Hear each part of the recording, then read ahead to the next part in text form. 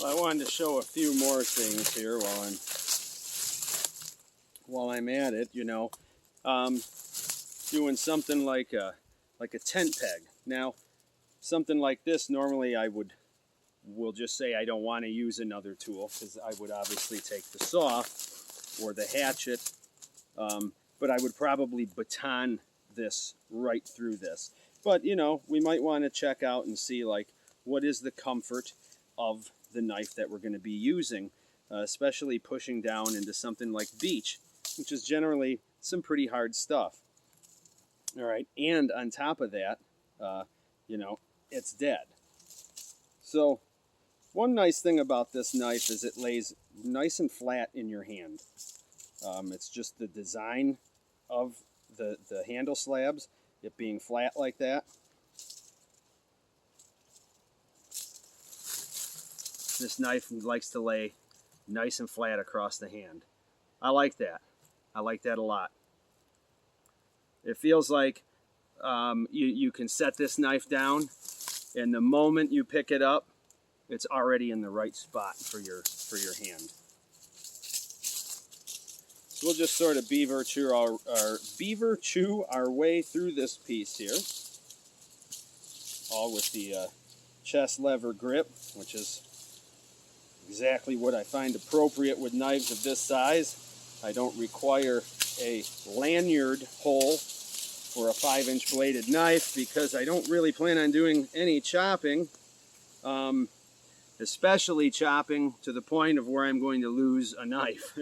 Okay, can you just hack away a little at something like this? Sure. We can.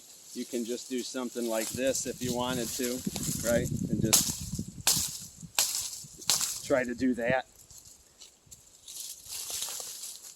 Nothing that I want to, you know, really get involved with doing. So we'll just sort of chamfer this here. Really hope everybody can see this.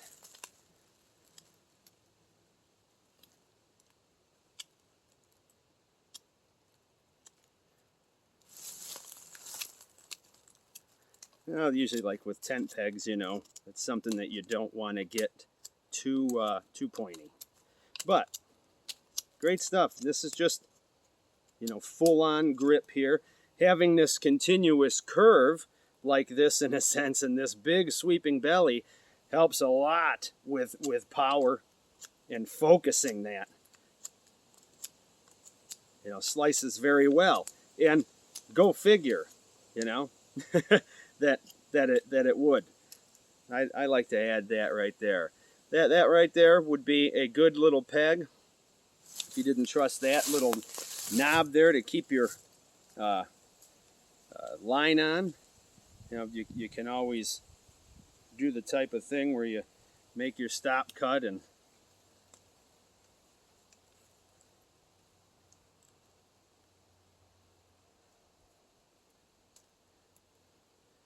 get yourself a little bit of a notch. Hope all that was in view. It probably wasn't. I apologize, but absolutely functional. Absolutely functional for doing all of this stuff. As I said earlier, obviously being woodsmen like we are, we have multiple tools. And a hatchet would probably do all of this work for me without using another tool or my, you know, axe, whatever it is. And if I did want to clean things up, it would be my jackknife.